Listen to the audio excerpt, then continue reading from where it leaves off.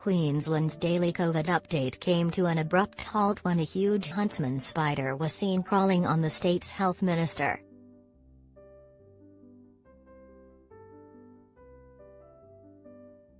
Yvette D'Ath did her best to retain her composure after reporters spotted the spider crawling on the minister towards the end of her Thursday COVID update on Speaker's Green, a lush garden area of Queensland's Parliament House.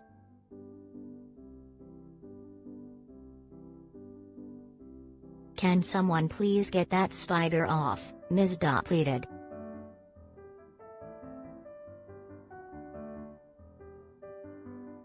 "This shows how controlled I can be," she joked. "I am going to keep going and pretend I don't have a huntsman on me right now and let someone else manage. But if it gets anywhere near my face, please let me know."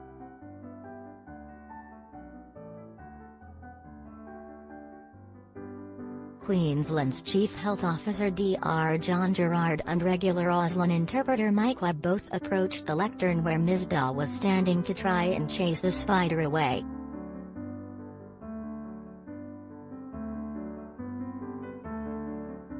"That was a moment, wasn't it?" Ms. D'Ath joked after the huntsman moved on.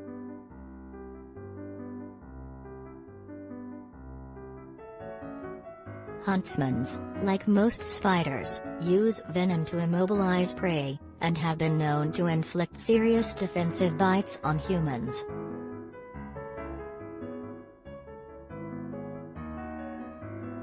Shortly after she posted on her Twitter account, "Update, no spiders were harmed during the press conference."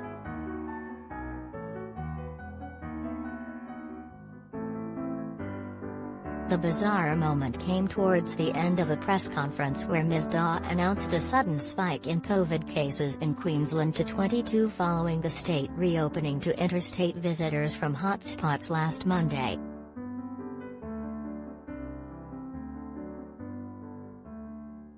"18 of the cases had been infectious in community, while 2 were detected in home quarantine and 2 in hotel quarantine.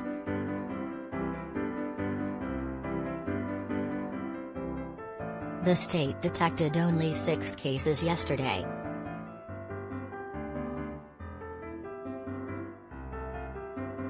The new cases had been infectious in the community for between 1 and 7 days, Ms. D'Ath said.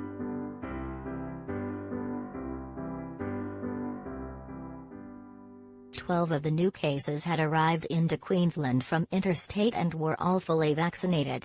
The state now has 67 active COVID cases.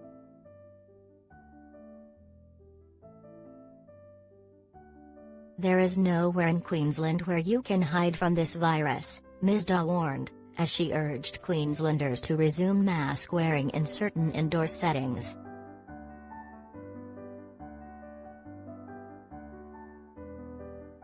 "That is why, now is the time to carry your mask, and to start wearing that mask. You should be wearing your mask whenever you are inside heavily populated, indoor areas like retail shopping centers, public transport, and high-risk settings like hospitals and aged care facilities."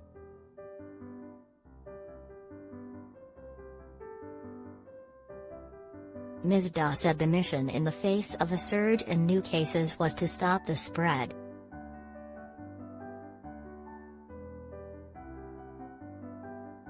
The state now has 3 active cases of Omicron. One is the traveller to Townsville on a Virgin flight from Brisbane, one is a person from Rochdale South who visited Newcastle, and another is a flight attendant who is in hotel quarantine.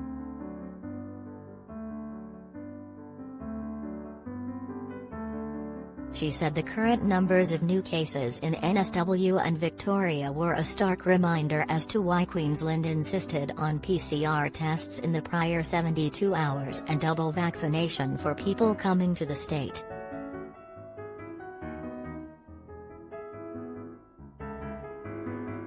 Queensland Chief Health Officer Dr. John Gerard foreshadowed that more Omicron cases would likely be identified in the state tomorrow.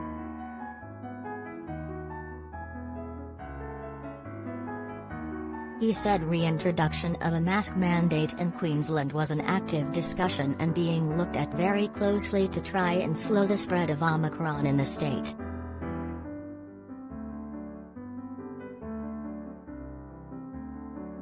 Obviously we are concerned. We're expecting this surge of the virus within weeks here in Queensland, Dr. Gerard said.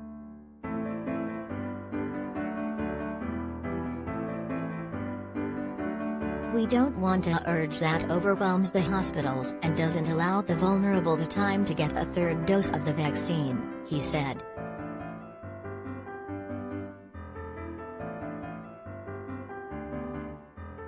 He said a small positive note was that the Omicron patients, who had been vaccinated, were all relatively well.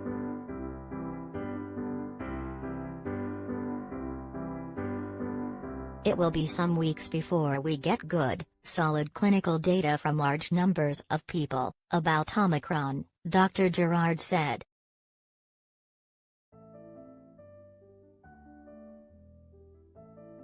Most in Queensland have been mild indeed, most have had no symptoms.